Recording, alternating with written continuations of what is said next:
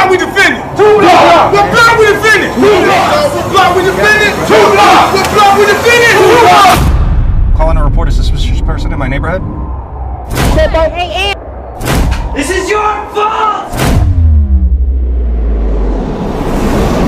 I mean, honey, selling guns is one thing, but you're making these weapons.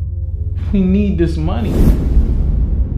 Girls say they want to go to the city. I don't know about that. I don't know if I'm feeling the big crowds and stuff. Going out, I'll be back later. Times have changed, man. These kids aren't afraid like they used to be. Something? We'll be fine. Time to think about morality, that'll come later.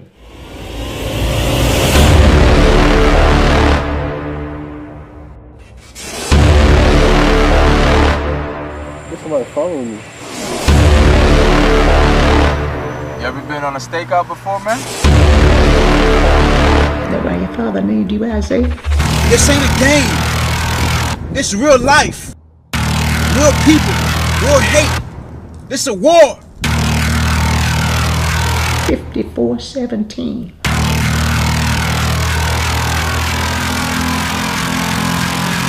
No weapon formed against you shall prosper. You dying of thirst, you dying of thirst. So hop in that water and pray that it works.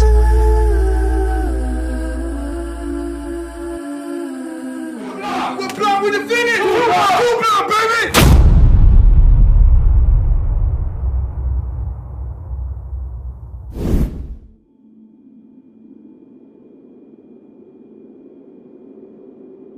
This film is about gang violence, gun violence, and police injustice.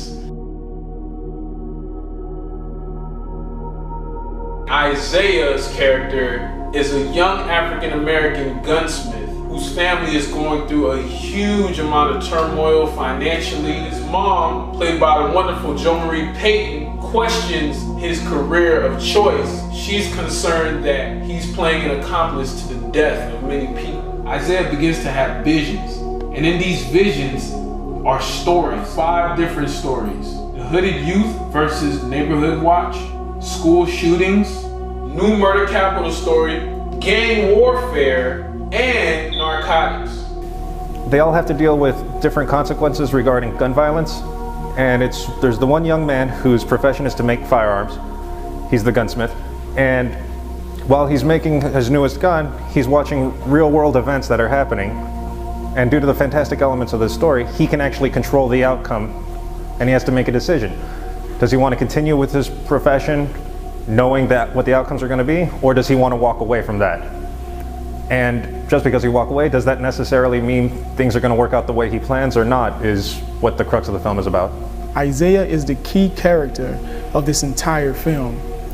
His decision will dictate what happens to certain scenes and characters in the scenes. But his final decision is what's going to determine how the film turns out. And that's what I think will draw the audience in to watching this film in its entirety and not just sections of the film. I feel that it's one of those films that once you watch it, you're not just going to be like, ah, it was okay. You're going to get something out of it. You're going to relate. You will see what's been happening to other people's lives, and you didn't get a chance to enjoy or actually see, but you will feel that energy. I was a fan before even becoming a part of it. Like my thoughts when I was told the story and like what it involved, the topics it touched on, it blew my mind. The film, it's harder to categorize. It's not necessarily a science fiction, but it's not exactly a fantasy. It's somewhat, I guess, would be metaphysical, would be the best way to describe it. I think this film will allow people to see from the inside instead of from the outside looking in. I think it'll be pretty controversial, but yet still it will open a lot of eyes to all of the events that's been happening. I don't know necessarily if the movie has like a specific message. It's trying to bring out a viewpoint, but it doesn't really take a stand one way or the other. It's just trying to show you the different viewpoints and let the audience discuss amongst themselves, which is what I think is very interesting about this film.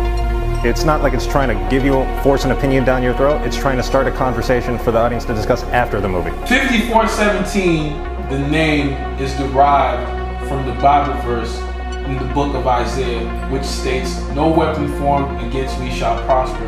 What I want people to understand is that this film is for Mike Brown. This film is for Ferguson. It is for the Trayvon Martins. It is for the Rakia Boyds. It is for the Ramarley Grahams. It is for the Dante Prices and everybody who's gone through that effect of gun violence or police injustice or gang violence.